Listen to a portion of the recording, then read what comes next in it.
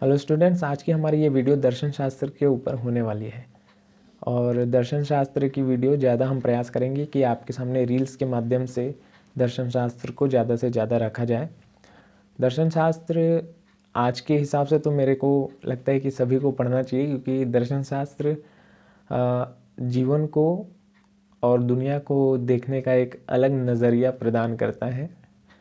कहते हैं कि जो गहरे लोग होते हैं वो शब्दों के बीच के चुप्पी का भी अर्थ समझ जाते हैं। दर्शन शास्त्र आपको ऐसी ही कुछ काबिलियत प्रदान करता है। इस वीडियो में हम बात करने वाले हैं ईश्वर साहू जी की। उनके पुत्र की मृत्यु से उनके एमएलए बनने तक का सफ़र आम जनता कैसे देखती है और एक दर्शन शास्त्र का विद्यार्थी को कैसे देखना चाहिए, कितनी गहराई है। ठीक है, पहले आप इस वीडियो को देखिए, उसके बाद में हम आगे की बात करेंगे।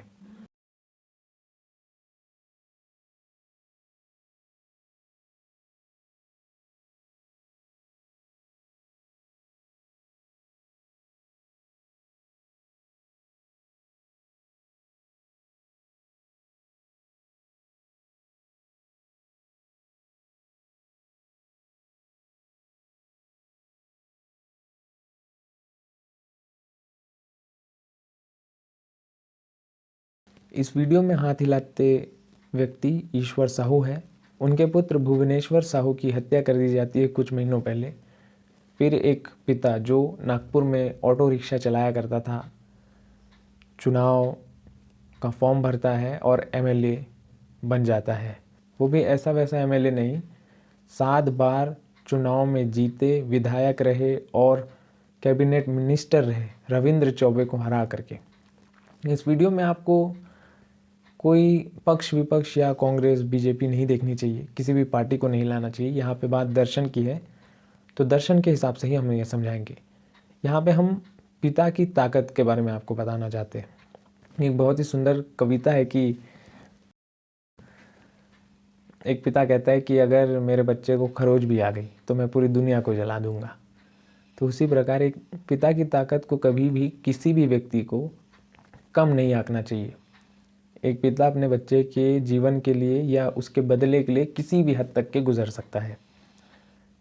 यही इस वीडियो में हमको मोरल दिखाई देता है। जो व्यक्ति सामान्य तरीके से अपनी जीवनचर्या चला रहा था ऑटो से कमाई करके, आज वो लोकतंत्र के एक मंदिर में बैठ करके, एक अभिन्न अंग है लोकतंत्र के एक मंदिर का, और एमएलए सीट पे विराजमान है। उसके पुत्र के मरने के बाद एक पिता की हैसियत इतनी हुई कि उसने एमएलए बना, और ना केवल एमएलए बना बल्कि 7 साल एमएलए रहे, रविंद्र चौबे जैसे दिग्गज नेता को भी हराया। यहाँ मैं वापस बोल रहा हूँ, हम किसी पार्टी का समर्थन नहीं कर रहे हैं, हम एक पिता के जज्बे का समर्थन करते हैं। और उसी ग्राम बीरनपुर में 2 लोगों की और हत्या होती है, जिनके नाम मोहम्मद रहीम और ईदुल है। कहने का मतलब यह है कि खून कभी भी एक का नहीं बहता। जब भी लड़ाई होती है तो दोनों पक्षों के लोग मारे जाते हैं, और दुख की बात यह है कि आम व्यक्ति ही इसका शिकार होता है। भारत की विडंबना ही यही है कि जिस चीज़ में हमें ध्यान देना चाहिए हम उस चीज़ पे ध्यान नहीं दे रहे हैं, और सांप्रदायिक दंगे देश में लगातार देखने के लिए मिल रहे हैं। किसी ने बहुत सही लिखा है कि जिन बच्चों में कभी भगवान बसते थे और जिन बच्चों में कभी मासूमियत हुआ करती थी, आज उन्हीं बच्चों में नफरती धर्म का समंदर बह रहा है। और ये समंदर को ज़्यादा पानी कहाँ से मिला? आपसे और हमसे। जिन बच्चों को अच्छी बातें सिखाना चाहिए, आज हमें उन बच्चों के अंदर मासूमियत ना भर के हिंदू मुसलमान कर रहे हैं। इसके दोषी आप हैं और हम भी हैं कहीं ना कहीं। लड़ाई से दोनों पक्षों के लोगों को नुकसान हुआ। किसी के घर का चिराग गया, किसी के घर के बेटा और बाप। आशा है इस वीडियो से आपका ज्ञानवर्धन हुआ होगा। ऐसी ही सच्ची घटनाओं के साथ हम दर्शन की हमारी और भी अगली कई वीडियोज़ लाएंगे।